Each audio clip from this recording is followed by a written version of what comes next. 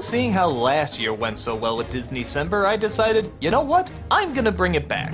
But what can I do? I've done most of the 2D animated films. Well, it seemed like there was only one inevitable choice. Let's dive into the CG animated films. And not just the Pixar, I'm talking about the ones that Disney made on its own as well.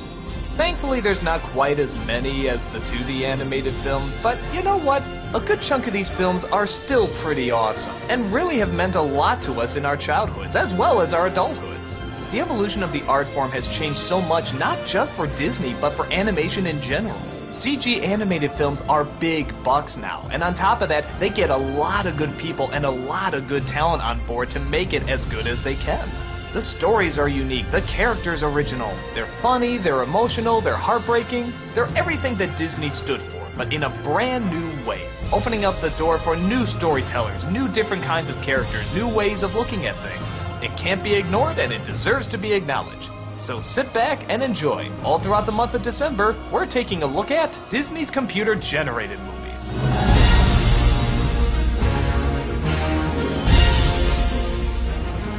Well, let's start with one of the first CG animated movies ever made, Toy Story. Now for a little background, let me tell you exactly what CG meant in film at the time. With the release of Jurassic Park, Terminator 2, and other big blockbusters, CG was very much connected to, well, action.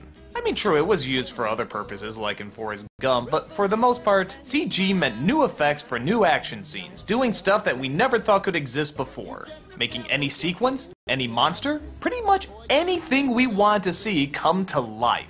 And boy, did it get old fast. The film industry really exploited the use of CG. Some uses of it were creative and inventive, but mostly it was just used as a dodge. A way to save money on much bigger effects. A way to say, hey, we don't actually have to put Tom Cruise on a train. We don't actually have to put a helicopter in a tunnel. We don't actually have to have any of this stuff there. We'll just CG it, and the audience will never know the difference.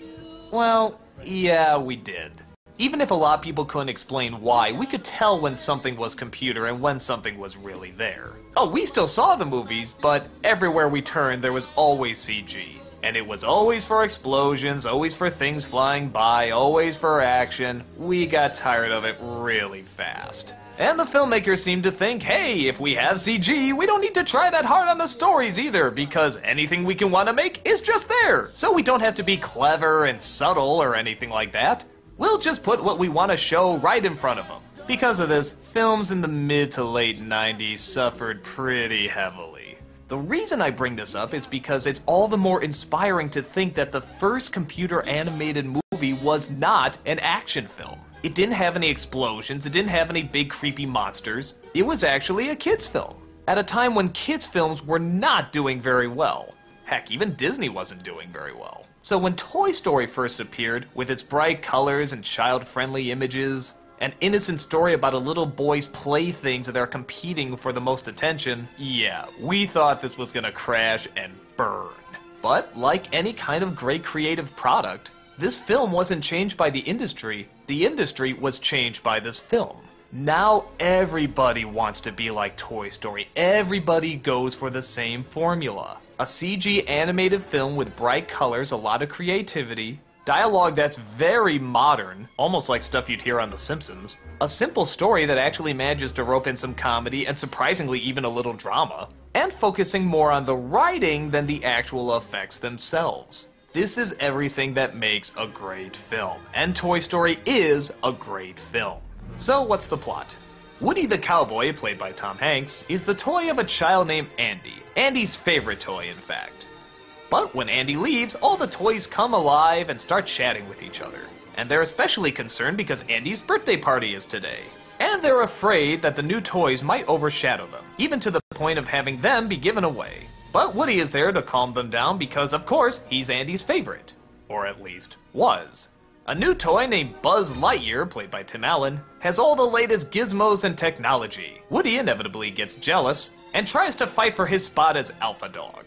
One day, one of his plans goes too far and he accidentally knocks Buzz out of the house. Woody gets roped right along with him, and the rest of the film is a race to get back home before Andy and his family move.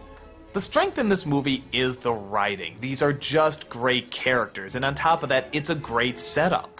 Buzz is not the villain, Woody's not the villain, it's just a form of jealousy that we all know. And that leads to great comedy. In my opinion, some of the best comedy out there is based on competition. And seeing these two constantly try to be good people with their ethics, but also get drawn into the childish turmoil of who's more popular, is great to watch. And it's also really clever that it's the spaceman that outdoes the cowboy, showing how much fads come and go. And that's very much what happened too. As soon as astronauts went into space, cowboys were suddenly seeming very passé, and space adventures were suddenly all the rage. You can't blame Andy for it, he's just an everyday kid. In fact, the film for the most part really doesn't have much of a villain. Well, except maybe Sid. Sid is the next door neighbor that loves to blow up toys, and yeah, come on, you either knew this kid or even at points was this kid. Again, you can't look at him as the villain because, let's face it, he's just having fun with toys. Every character, even Sid, is identifiable. The writers try hard to make sure that everybody has a motivation and a backstory that actually we can relate to and understand. The idea of toys coming to life is absolutely nothing new. We've seen it a million times, but it's the new twist and spin that they can give to it that suddenly makes it wonderful. The CG I actually think still holds up pretty well.